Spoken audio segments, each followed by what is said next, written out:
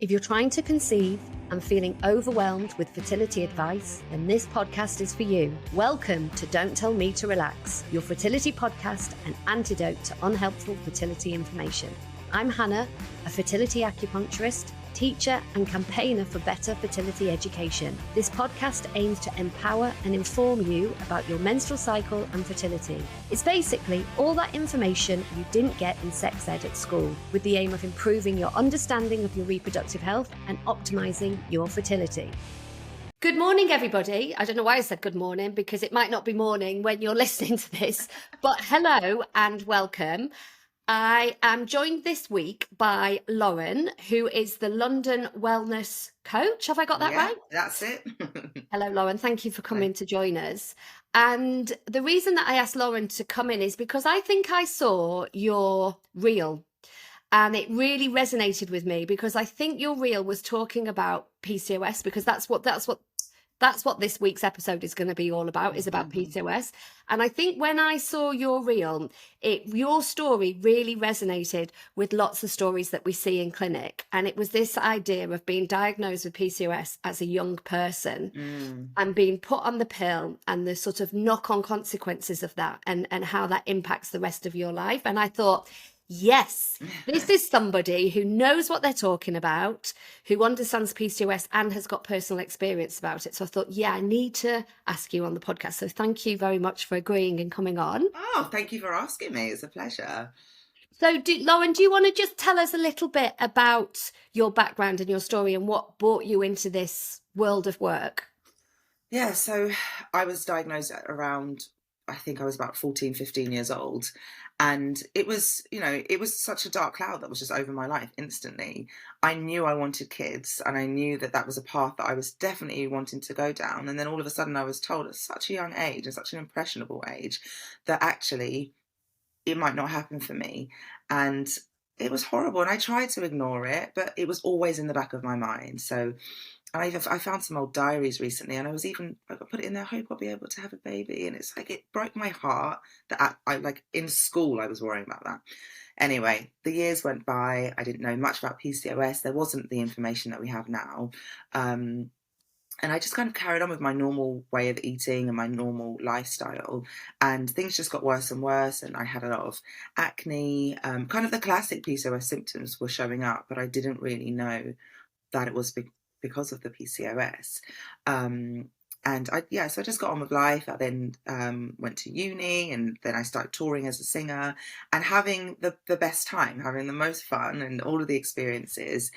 But actually, again, that kind of shadow was still there and it was still weighing, and realizing that I couldn't manage my weight. I was really struggling with that. The acne was affecting my confidence. I was developing anxiety, just a lot of different symptoms. And I realized that I needed to do something. I'd been on the pill from the age of 17 to, I think I was around 25 when I came off of it. But the reason I actually came off was because I felt like I felt like I might have been bipolar, because my mood swings were getting so out of hand. I was in a new relationship and really keen to hang on to it, but knowing that actually how I was being was affecting my relationship. But every time I tried to come off the pill previously, acne would just flare up, and I would always be too scared and I'd go back on it. So I came off and I sought natural remedies to help me through and adjust my body. And it was just incredible that this time I was able to keep the symptoms at bay. And for the first time in my life, I was having semi-regular cycles. They were on the longer side, but totally normal. I wasn't going 8 months without having a period. It was like my body was working and I was completely inspired. And that's what led me to go back to uni, retrain as a nutritionist and homeopath. And that's how I ended up in the wellness world. It's amazing, isn't it? It's amazing that you managed to find the right path, and also you found the right path at quite compared to lots of people we see in clinic, actually quite an earlier age, because often lots of people are like in their early 30s, maybe, when they come off the pill. And that's quite a different place, isn't it, than I think when you're in your 20s.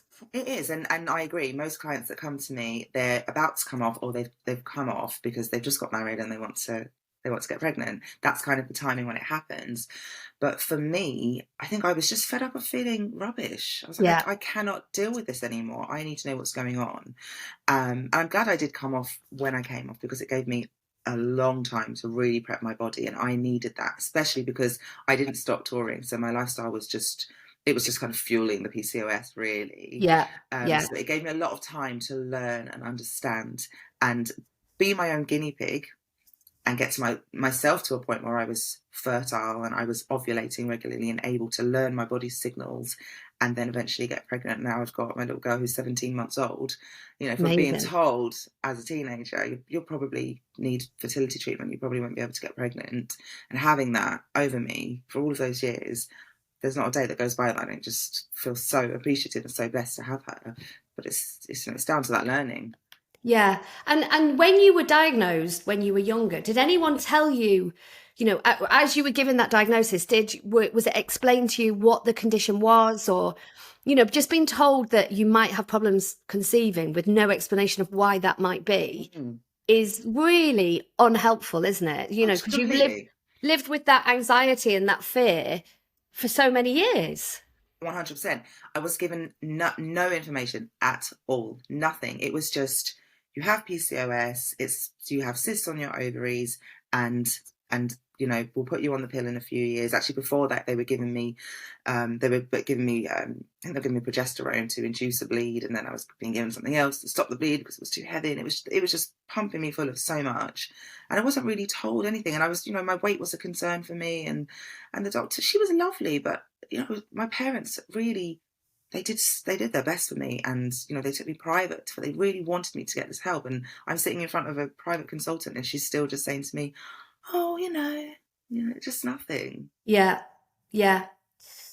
It's a very, very, very common situation that still happens today, and Yeah, and it doesn't really. From what I see, I haven't seen much change in terms of I always think that lots of teenagers are polycystic anyway, because it's yeah, a more natural state to be when you're a yeah, teenager. But this idea that going on the pill is the only solution with no sort of wider assessment of life or understanding is yeah. not very helpful for anybody. It's not, and the pill is really just a plaster in the situation. It's masking the symptoms. It will help if you've got acne. It will help to lower your male hormones, but it's not getting to the root of the issue. What is driving the PCOS? What is driving these symptoms? Let's look in so that we can fix things. Yeah. You know. So can you give us a definition or an explanation, in case, because it is complex, isn't it, of what PCOS actually is? Yeah, so the hardest question of all, Yeah. what I've been tossing and turning over all night, is how to explain what PCOS is, because it's so misunderstood and it is really complicated. And also because it's a syndrome, no two people with PCOS are going to have exactly the same symptoms. So a syndrome is a collection of symptoms, and it makes it a little bit complicated. But anyway, polycystic ovary syndrome, PCOS.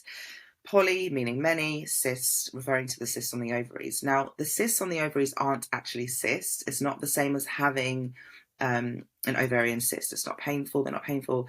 They are follicles, so immature eggs that haven't actually grown and developed to a point where they've been released. So in PCOS, often people aren't ovulating regularly. Some do, but most tend to not.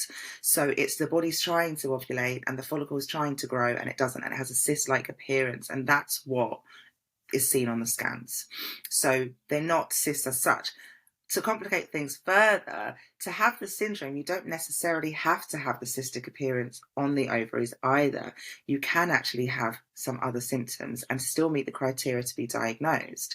So really, I would say that PCOS should be described as androgen excess, because that Mhm. is the defining feature of PCOS. That's what you really need to have to know you've got it, because you can have cystic looking ovaries and you can have an absent period and not have PCOS. You can have something else going on, and actually that causes PCOS to maybe sometimes be overdiagnosed when it may be something else like hypothalamic amenorrhea, which is another reason for a cycle to go AWOL.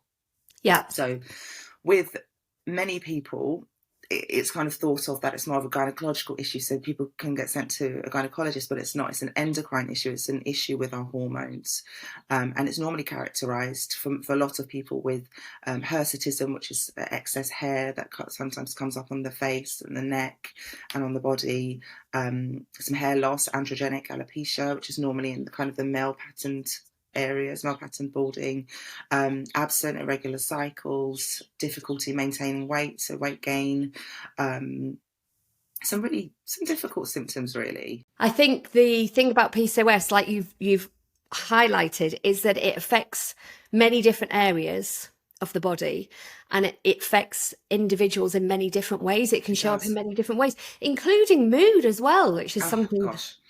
Yeah, which is something that I hadn't really appreciated, but its links to how you're feeling can be really strong, because I guess also if you're not having a cycle, or if your cycle is irregular, then that can really impact your mood and your thoughts and your feelings. It can, and often progesterone is low because you're not ovulating. If you're not ovulating, Yes. your progesterone's not being maintained.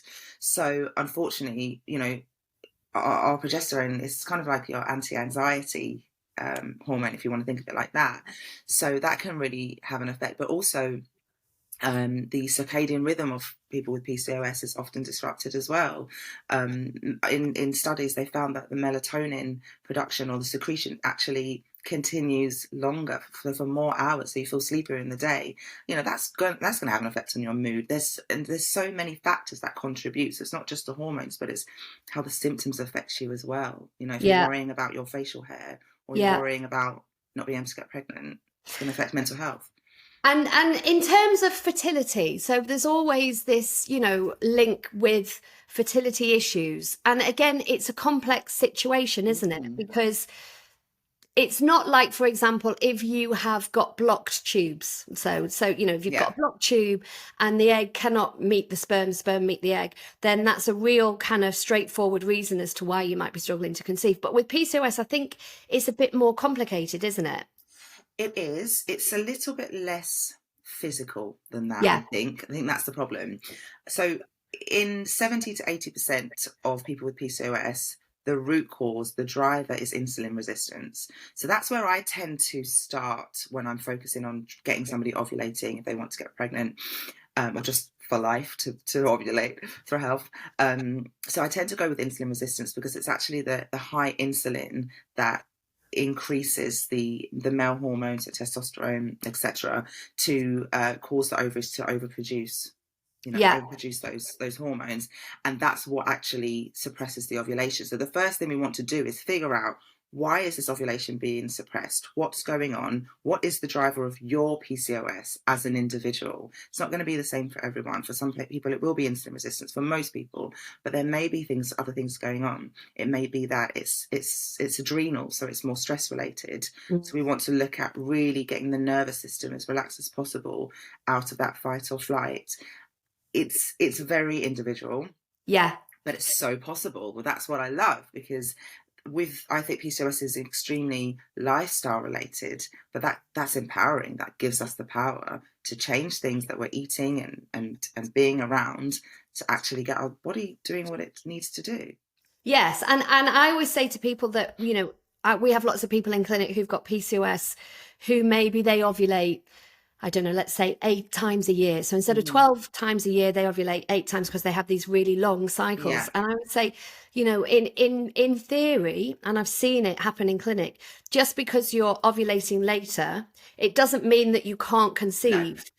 But it's about, and this is where kind of my work with fertility awareness comes in really handy, because I think often, people with PCOS come to clinic and they're like, I never get a positive, or I've always got a positive. It goes between one and the other. I'm always confused about my body symptoms, and they have these really long cycles, and if you're tracking a really long cycle, it becomes really soul destroying to kind of go day in, day out with not a lot happening.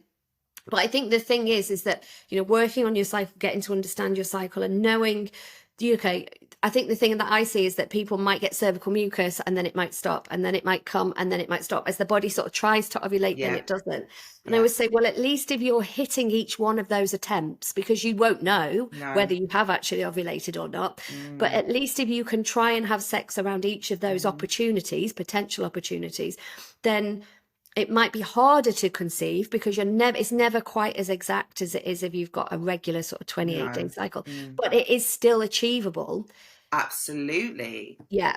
Yeah. So it's not like, because I think lots of people think that they will never conceive and that they need to go down the road of kind of IVF. That's kind of what they've been told. But I think it's not as black and white as you've got PCOS, this is what you're going to have to do. I think there's a lot of No. things before that point. Absolutely. Like, so many things you said there have just hit the nail on the head for me. So first of all, I don't agree with there even being an infertility tag attached to PCOS.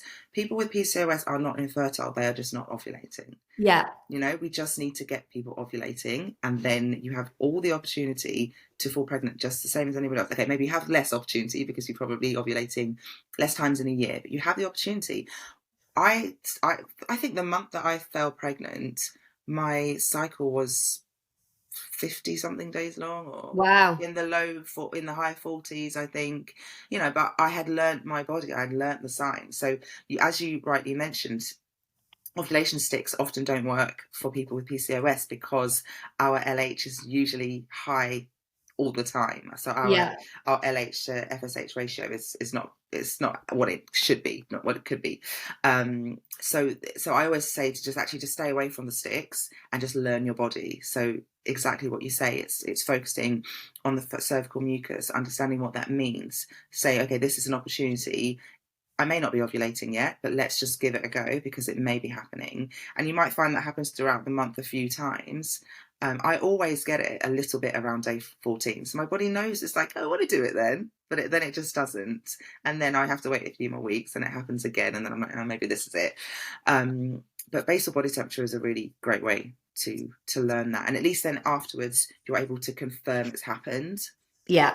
And then you can say, okay, well, it was right. So that sign, it was what I thought it was. Yeah. Because I think that's the thing, isn't it, that gets people down, is that always living in, I've absolutely no idea where I'm at. That kind of real, like, I don't know what's happening with my body. And it really makes people feel really disconnected and sort of upset, obviously, and sort of down on, the chances this time. But I think, tracking and learning and understanding your cycle really does give you a bit more information so you can feel a bit more in control. I think that's absolutely it. It's feeling in control, because I think when you do have PCOS, like you say, not knowing what's going on in your body, you do feel completely out of control. You feel completely disempowered. You feel like you can't trust your body. And I've been there, and I really understand how that feels. And it's exhausting guessing all the time and seeing other people, everybody else around you, falling pregnant and just doing this thing like it's nothing, and then you're there battling for something that you feel like your body should be able to do. And that mindset can really take its toll, and it can be quite damaging. And I really found myself in that situation, and I really did struggle. But doing the things like tracking helps to give you that bit of control back, a little bit of empowerment back. And once you understand, as I mentioned, that lifestyle is such a huge factor for PCOS, that just gives you even more control, knowing that I can take these particular supplements, I can do this movement, I can eat these foods. I am doing this for me, and this will make a difference, and this will help. That makes a huge difference to the mindset. And obviously we know mind-body connection is so huge. Yeah. And it just has a knock-on effect. Yeah. I think the other thing that we see a lot in clinic is people who are overweight and have struggled to lose weight for the whole of their lives, and are told repeatedly by their GP that they will not have any fertility investigations, or they can't be referred until they lose the weight. And often that people have never been told that they might be suffering from PCOS, and B, they have never been informed that connection between PCOS and the difficulties around losing the weight. So lots of people carry the weight as like it's my fault. It's because I'm not doing enough. It's because I eat too much. It's because I don't move enough. Like all the messaging from society is so damaging, and it's so it destroys. It's immoral. Yeah, it really does. And often I've had conversations with people and they've like, no one's ever told, like they literally are like, no one's ever told me that. I feel so much better knowing that, because I'm always like, your biology is not helping you. And this is a Mm. biological fact. It's not, it's not that you are doing anything wrong. Yeah, It's that your genetics mean that your body does not lose weight as other people's. And yeah. that is something that's really important. You need to understand how your body works so you can kind of hack the system, basically. That's it. That's it. That's what I call it. I say it's hormone hacks, Yeah, because it literally is. You have to understand why your body is holding on to weight. yeah, And I've got a little note that I wrote for myself, which I don't think you'll be able to see this, but I wonder if you can. I've written on here because I'm writing a course on PCOS because yeah. I want this information, exactly what we're talking about right now, to be accessible. So I'm writing a course which is going to be a course that you do at home. It will be filmed and you'll watch it and you'll learn.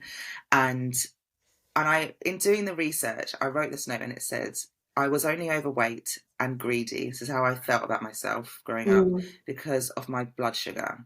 mm, When insulin is up, it increases hunger and cravings for carbs and sugar. When insulin is up, it alerts the body to store fat at all costs. It wasn't mm, my fault. This is what I've written for myself. I am a nutritionist. mm, And I'm still making these breakthroughs for myself to break down these belief systems that I've held for so long because of how I've understood my body and how doctors have treated me. And it's always come back to my weight. You need to lose weight. But they don't tell you that actually the reason you're storing weight is because of your blood sugar. So you're going home and you're starting your day with toast and cereal and all the things that are going to put you on a blood sugar roller coaster for the rest of the day and have you craving these things that are going to further fuel this issue. mm. The information is not there, and it breaks my heart, and I'm so passionate about this Yeah, subject because I've lived it and it's not yeah, fair. yeah. And it's so widespread, isn't it? It's Yeah. so common. It's so what is it? Is it 30%, 40% of fertility issues are down or have a PCOS link? It's a really high statistic. So, there are so many people out there with these beliefs that, the more we can talk about it and educate and spread the word, Yeah, it's the important. better. Yeah, we have to. So in terms of like treatment options, like what is your approach? What are your hacks? So my approach is I go root cause. So Yeah. I want to know why this is happening. Why are you having these symptoms? What is your PCOS being driven by? So we sit down, we talk about this. And I can figure out quite quickly now through symptoms what's going on. So if you're somebody who is quite stressy, you have a lot of anxiety, your sleep is, you're tired but wired at night, I can maybe ascertain actually, maybe you're more adrenal PCOS. Maybe that's where your root is coming from. If you're somebody who has more of the kind of the androgenic symptoms, a little bit more, and maybe the weight is more of an issue, I might say, okay, actually, you get hungry a lot. I might say Mm, that actually maybe it's blood sugar is more. Sometimes people come to me who have come off the pill and they've never had any of these symptoms before. They had regular periods before. They've come off the pill and now they've been diagnosed with PCOS. That's a specific type of PCOS, that's post-pill PCOS, and that's usually temporary. So with that, it's kind of a bit more of a general approach because it's temporary and you know that they will get back to it. But if you are somebody who's suffering the symptoms, it's finding out what your root cause is. And then but I will say to everyone, blood sugar balance is yeah. where you want to start. It's learning how to keep your blood sugar as stable as possible. So I mean, number one thing, this is the number one hack. If you're going to do one thing today, and this is anybody with any hormonal issues, start your day with protein. So brownie points if it's completely savory, that would be amazing. But if not, if you want to do like a smoothie, just go with berries. Don't do banana. Just berries, low GI, and just you don't want to eat something that is going to spike your blood sugar. So just having carbs by themselves, so just having toast or just having cereal. It's not doing you a favour at all. It's stressing your adrenals. It's setting you on a blood sugar roller coaster that you will be eating more sugar and carbs for the rest of the day. So start your day with your protein, have your eggs or have a protein shake. That would be number one hack. Yeah. And it's, you know what? I have not got PCOS, but I am currently perimenopausal. And I have noticed that my blood sugar and having never had any problems for the whole of my life, I'm suddenly like, oh my God, after every meal, I It's like, really, yeah, I mean, it's overwhelming, yeah, the need for it. And I do find that if I start my day in a really conscious way, yeah. which is hard work, I'm not going to Oh, lie, it's because it's exhausting. easy to grab granola, isn't it? And just Yeah, pour your milk over. It's it so much easier. is. It's just that forethought it massively does, it works. It works. This is the It thing. I works. know it's hard. Yeah, I will be the first person to say that having PCOS is exhausting, or just trying to look after your hormones in general is yeah, exhausting. It yeah, takes a lot of thought and a lot of, being intentional about your choices. And for me, it costs a little bit because I'm on quite a few supplements, but I need them. yeah, Um, it will take more effort, but it's so worth it. And I just yeah, think, if you're on a fertility journey and you want that little baby in your arms, you will do anything. And if it yeah, means that I'm realistic about these things with my clients. I understand maybe you don't have the time to get up and make eggs every single morning, which is why we do protein, we do vegan protein shakes. That's cool, we make it work. Or it's things like just make a frittata on a Sunday, and then you can just cut your slice, and that's that each slice is going to be equivalent to maybe 2 eggs, and that at least is something that you're getting that's better than grabbing the granola. yeah, absolutely. Mm. And just because you mentioned supplements there, the other thing that we see a lot in clinic is that people come into clinic with a whole list Mm-hmm. of supplements, and there's a whole world out there of what you should or shouldn't take. And we always say, get personal. Don't read something off the internet. No, Work with somebody like yourself, because what might be right for one person isn't right for everybody. And especially around PCOS, I think it's worth spending some money to get that tailored advice and support around supplements. definitely. Well, you're saving money in the long term because you're just stabbing in the dark. You're going, oh, this Yeah, person's on this or this person's on that. And there's so much conflicting information. And also, like you say, PCOS is so individual. So I will always recommend working with a practitioner, get some bloods done, and then they can direct you to what is driving your PCOS and what you need.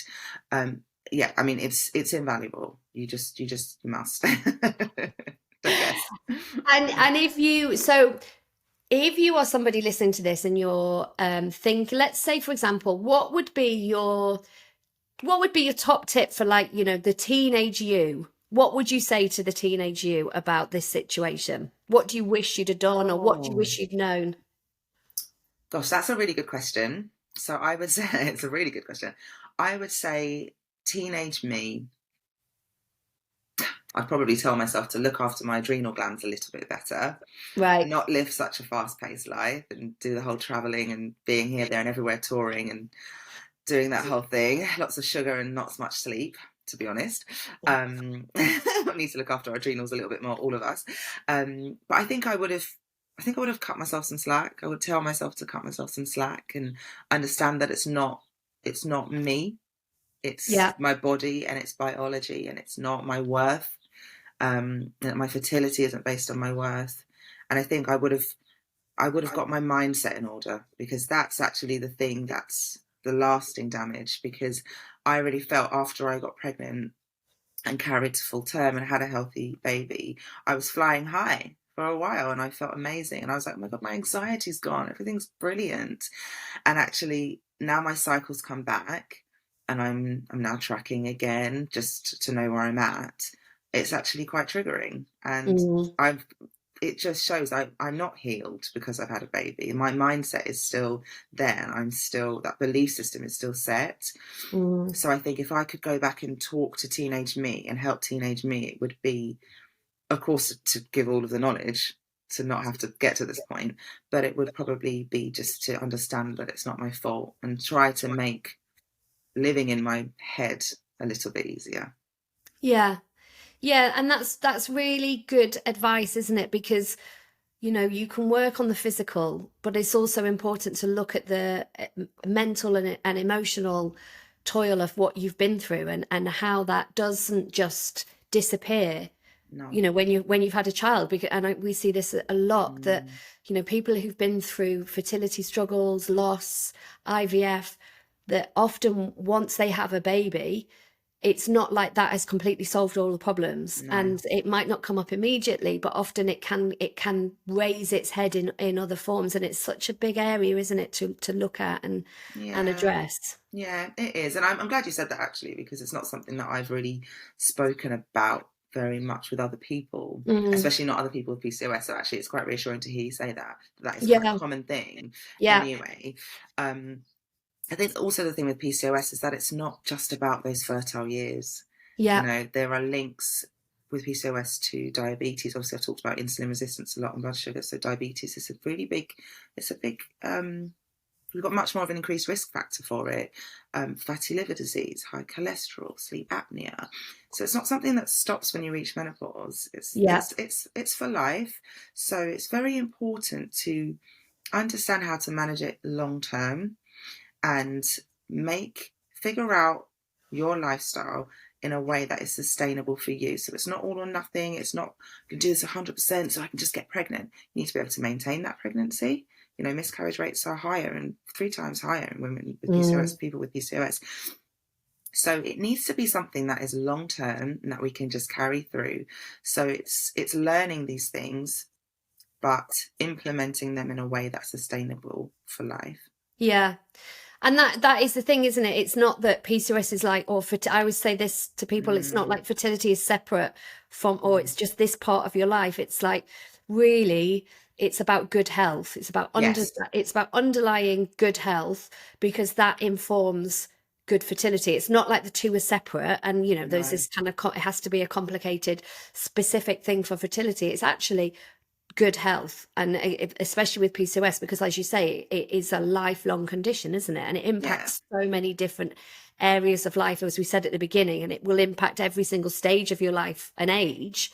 So it's good to really learn about it. And the thing that I think, unfortunately, with a lot of conditions that affect women, is that you have to do a lot of the work yourself. you You know do. Rather than kind of like, I think there is a tradition, isn't there, that we're told by medicine when we're ill, we're told by doctors what it is that we need to do. We listen to that and we do it. That's kind of like Hmm. a lot of the kind of traditional way of kind of Yeah. health. And I think actually with a lot of these things, we need to do more work ourselves, because I don't think the options are available. Western medicine is amazing, but it's looking at PCOS in from a Western medicine point of view, and that's a very kind of clinical, medical, these are the drugs that are available point of view. But Yeah. in terms of like, has a in terms of the wider part of PCOS, I'm not sure that you're going to get that always from a clinician, because that's just not their background. They Well, don't have the depth knowledge of nutrition, for example, that you do. this is the thing. They just don't know it. So it's there's a few points to the issue. It's the fact that the knowledge isn't there. It's the funding isn't there.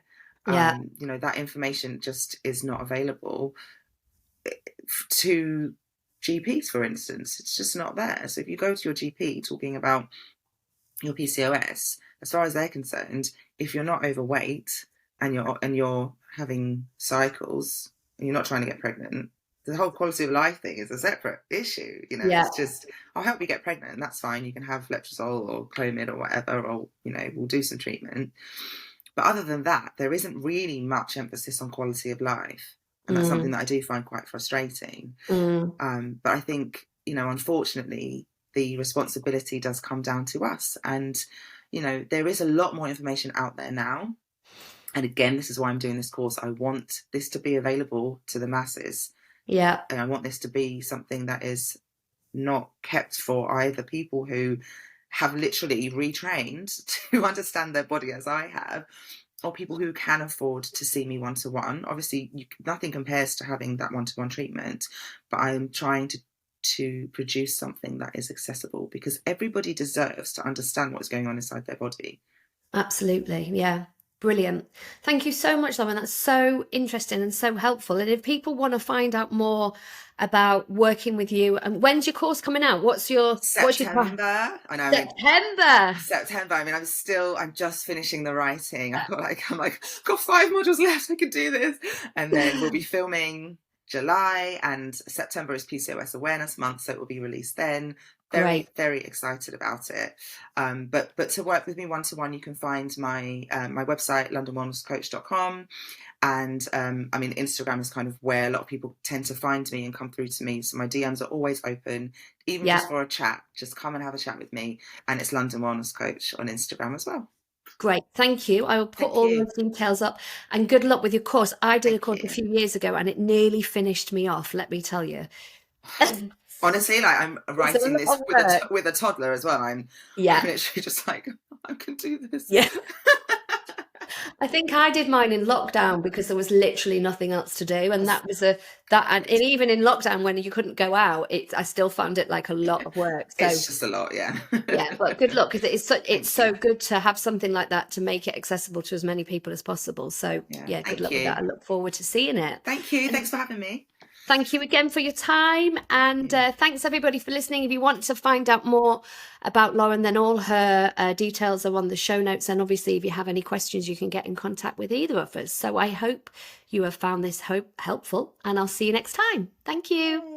If you've enjoyed listening to this and want to find out more, then come and join my free community in Facebook. We have loads of resources. You can catch up on all our previous webinars and be the first to know about forthcoming events. To sign up, just follow the link in the show notes. And if you'd like to work one-to-one with myself or one of the team, then please see our website, hannahpern.com, where you can book in directly or organise a discovery call to find out how we can support your fertility and your reproductive health.